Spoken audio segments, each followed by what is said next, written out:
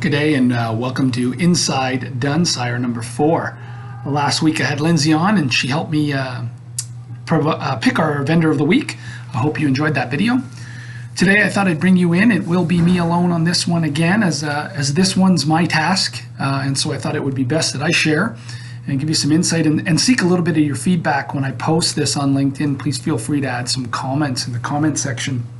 You know, it happens to be appropriate that today is Bell's big campaign around Let's Talk and mental health, which I love. I think awareness is great with any problem in the world. But what I struggle with that I think we can go a level farther is, we're not talking about the root cause. We're encouraging people to talk and understand that everybody's going through something different, and that is a reality, and to be a little more accepting and engaging in the dialogue. But what are businesses doing to do their heavy lifting? Employees spend half their lives close to in our workplaces. So, are we creating, brands, employment brands to make people want to work with us to retain them to hit our business goals, which is good because that can only have a positive benefit.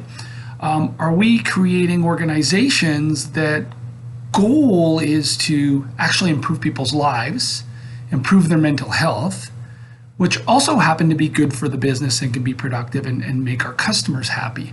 It's a big leap of faith. And so what I wanted to share here and get some ideas at the end is, the reason I'm doing this one and there's no one else in the room is that accountability falls on my shoulders. For anyone who knows me knows that I'm very passionate about that. I speak it, I believe it. I believe that I've delivered it in the past as a leader, but I've never had the full keys to the ride. And Sean, the owner of our company and our CEO, has been great with me. We had deep conversations about what that looked like and where I needed his endorsement. And so at our strategic planning session back in late fall, early winter, I brought in the team, and on day one, we had the senior management team. We developed our 5-year plan. We did all the KPIs, all the action items, lined them up in a nice list to align with the financial goals after doing a SWOT analysis and blah, blah, blah, blah, blah, blah, blah, routine. But in day 2, I brought the entire company in, which again, we have the luxury of being relatively small, under 30 full-time employees. And I brought the entire team in to take them through what we had observed and actually build the tactics in the strategic plan and have their involvement after we developed the strategy aligned with the financial metrics for the business and the vision of where we wanted to go, but engage the team in the tactics and let them have their say. But we spent the entire afternoon on what a great place to work was. The team blew me away. It was not about, well, we don't have this at Dunsire and we want this and here's what we don't like. It was very much they took the task to heart. What would create that work environment in our industry that would allow you to live a more fruitful life inside of work and a more appreciative one outside of work? And how do we flex while we still run a business? Because there's no getting around that. We all have to put food on the table and we want to be successful and please our customers. But how do we make sure we create an environment that allows you to put in a good day's work, feel appreciated, but not miss the stuff outside of life that comes up, like your kids getting sick, or a graduation that you want to go to and you're out of vacation days, or that last minute getaway that everyone's planning that you never go to with the family. And what are the environment we can create from a learning and development perspective to make you better at your job? What doesn't exist? And then from a communication perspective, where are we shutting down feedback? How are we getting that back to you? And they literally took the entire afternoon, broke up in groups and came back with some feedback. It is now on my strategic plan in February to report back to the company on where we're going. And we got everything from, the government used to mandate paid personal days. And as that got stripped away, organizations inevitably took that away. And my question is, did the need for those change? Did the last minute need to be at a family event, good, bad, or ugly, change? Did that desire and that need to balance life and our mental health stop? And so why do those get pulled away urgently? Now, I know not every organization feels that way, and some organizations compensate other ways. So there was stuff like that that were put on the table, and I don't want to tip my hat and announce to the team till we have our town hall what I'm doing with some of these things. To flexibility around work days. Hey, we're in the construction business, so for me to tell a bunch of guys and gals in the construction field that they can work from home, doesn't work. But can we schedule around work-life balance? Do we create a mandate inside the office that meetings don't start any earlier than 9 and don't end any later than 4? Because there's some people that are going to work 7:30 to 3:30, others are going to work 8 to 4, and some that are going to work 10 to 6, because that's what works for dropping off kids with a spouse, or being there for an ill family member or friend, or for obligations outside of work that they have that, they need a little bit of flexibility. Those types of things came up. Looking at our benefits plan and how we do consistent one-on-ones with all employees, raising the skills of our senior management team to develop them to do personal development strategies, so they're not only doing the weekly one-on-one updates consistently and are trained on how to do that and make them behavior-based, but also to figure out how to develop someone's skills so they can be better at what they do and they can grow within our company. And if they leave us because the opportunity presented itself somewhere else and we didn't have it, what do? You did your job as a leader. And so those things came up. The branding piece and what does that look like?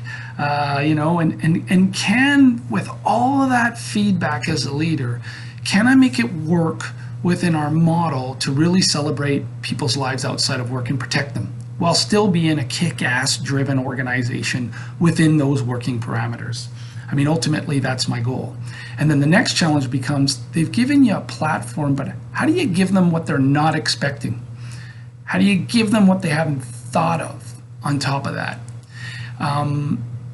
Because there's a distinct opportunity for us to really, if we truly want to care about mental health and people's lives, to not just build on awareness, which is critical. And again, I am not critiquing Bell Let's Talk. I think it has driven awareness to incredible levels in this country, and I think it was authentic and sincere. But how do we change the environment and the conditions? If someone's happier at work, feels trusted, goes home happier, feels less stress, one, clearly, what's the impact to their life? And two, how do they show up at home? How do they show up in front of their friends and family? And then how does that start to snowball? So, I'm working on it. I've got the feedback from my team, which is what I've asked for, and I got lots of feedback. Lots. And there's going to be changes, and they're going to be positive. Which ones that are on the list, which ones that aren't on the list that no one's expecting, and which ones will we need to tweak because they were on the list and they really didn't have an impact. That'll be the evolution of Dunsire. If you've heard me speak, one of the biggest things is what puts my head on the pillow every night is people that I work with, feel they have an environment where they can bring these things up. Because I've been in some care of some great leaders and some not great leaders, more great than not great. And I've learned from the not great ones, and I've really learned from the great ones. And here's my chance as a leader, and here's my accountability. What kind of environment am I going to provide? So what I'm looking for after that long-winded soapbox speech is, what are some of the things you think create a great place to work? What are some of the things that everyone talks about but no one tells senior management? What are the things that everyone wants but figures, why ask, it's never going to happen? I could probably save you I want to work from 9 a.m. to 12 p.m. every day.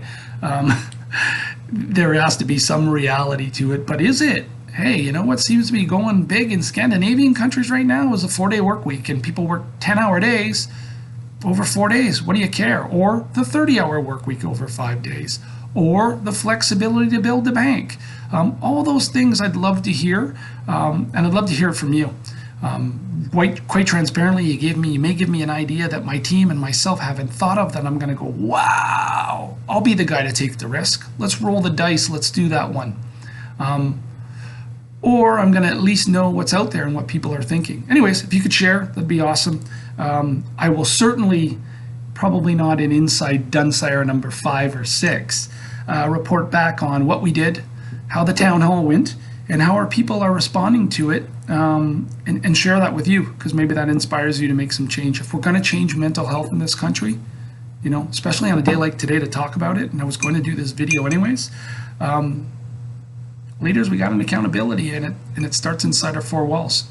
People spend half their lives with us, and we impact that mental health. What are we going to do about it? Have a great week.